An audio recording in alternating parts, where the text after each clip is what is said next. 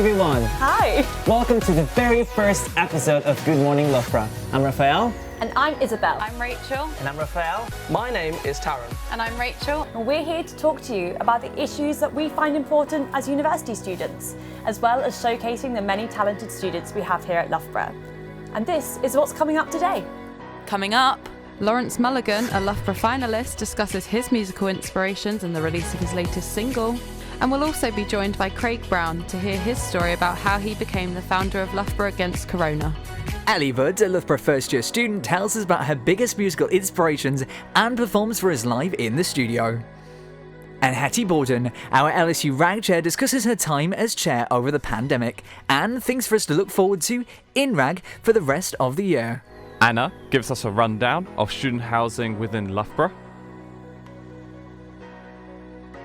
And Sophie introduces us to Shakespeare Society, followed by an exclusive monologue from one of his greats.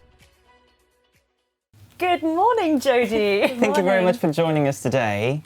So you were re-elected at the end of last year as Action Chair, so this is your second year as Action Chair, right? So how's everything going? How are you dealing with all the things you need to do? Just tell us a little bit more about that. It's very different from last year. So last year we had the COVID Community Champion scheme, which kind of took over my role, and we didn't get a lot of our action projects out there.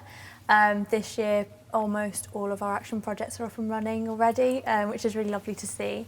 I think we hit like 2,000 hours of volunteering already, and in the total of last year we only hit 3,000. I say only, it's still amazing for COVID, but it's a lot of work, but it's absolutely amazing work what we do. You founded Loughborough Against Corona, but then you expanded it into Students Against Corona. How did you become one of the co-founders of this campaign? Well, I guess I had a few friends that were just sort of, had a similar idea to me, different cities. I had a good friend in Oxford that was trying to do something similar. And we just decided we'd sort of pull our efforts together and try and coordinate what we were doing. One of the biggest issues that we were sort of hearing about was that there are loads of really well-intentioned people that were trying their best to help, but could have inadvertently been making the problem worse just by not making, taking the right precautions, not wearing the correct PPE, not having the right provisions.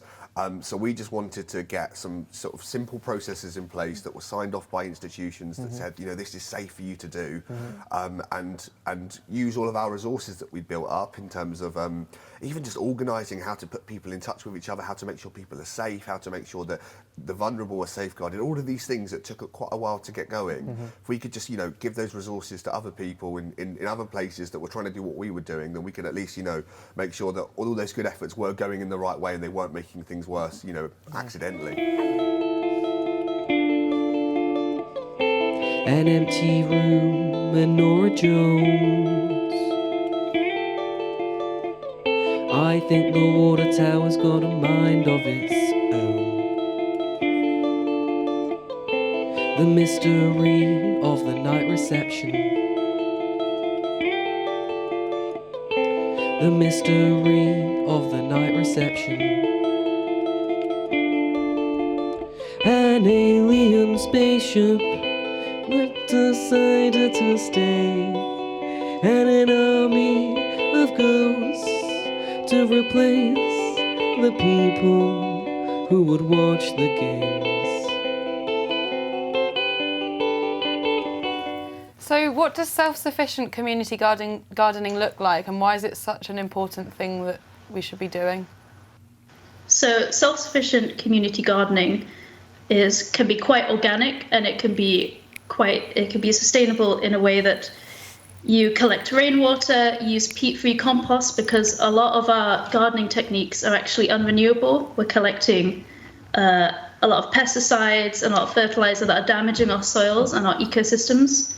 So self-sufficient community gardening can be about working with the environment, working with our insects, our friendly insects, our pollinators, and using more renewable resources that keep the soils healthy and keeps everything happy and everything working together. How are you finding your second year as the head of RAG, and what inspired you to run again? I'm finding it really refreshing having a second year as RAG chair. I think everyone on the exec team really struggled last year. There were so many events that we couldn't do and so many opportunities that we weren't able to facilitate. So being able to come back for a second year and put on those events and also enable my committee to do what they were elected to do as well has just been absolutely wonderful to see, and it's just great seeing them thrive as well in this element. Before we go, here she is, Ellie Buds, performing a Holly Humberstone song, Haunted House. But all these ghosts I've grown with, and as it slips away from me, I still hold on hopelessly. I lay my head to sleep and say good night. Do you have any favourite musical in particular? Oh. It's a question, I know. It's a question. I'm and a musical half. theatre lover as well, so I know the struggle. Yeah, I mean, I could name you quite a few favourites. Wicked, definitely. Wicked. Yeah, everybody's talking about Jamie. I love, Yes. and I have to put Oliver in there because I grew up with Oliver, so that's in there. Definitely can. And Matilda. I mean, we won't go on. The list could go on. The list could go on and on and on. And so, what do you think is the most difficult part when it comes to find housing and accommodation for students? I think that the most difficult part, I'm currently in the process of finding housing for a second year, and I think that the most difficult part is sorting out who you're going to live with, because obviously when you're friends with a lot of people, it can be very difficult to sort out who's going to live with who. A lot of people can tend to feel left out if you forget about someone, and so in return people tend to not really speak up about it that much. It's sort of it's something that people don't talk about that much, and all of a sudden it just happens, and you hear all of these people who are going through this process, and some people, by the time you start even like discussing it with your friends, some other people may have already found houses and have it booked, so it can be really stressful. What would make that process easier?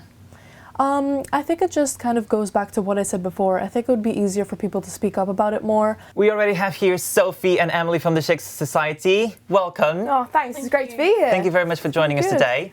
So, how do you got into Shakespeare Society? Oh, well, for me, so I'm a third year.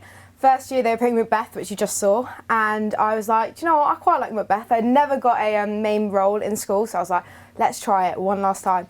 And I ended up being Macduff, and it was just really great, like really great people and a great atmosphere that I really loved. What about you? I'm just attending like the bazaar and Freshers Bazaar, and I met the people there. They seemed really friendly and nice, and I heard they were doing the Tempest, and I was like, okay, this is going to be good. So attended the backstage meeting, met up with people, really great fun. She's a blessing to have. I was like, I've got something excited. That's great, guys. No, it's all good. It's always good when you find them keynotes right early on. Yeah, honestly, blessing. What have we here? A man? Or a fish? Dead? Or alive? A fish.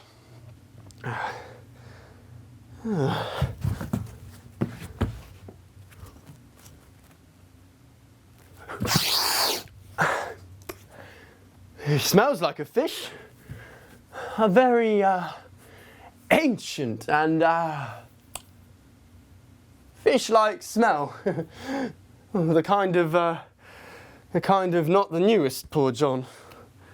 Oh, a strange fish.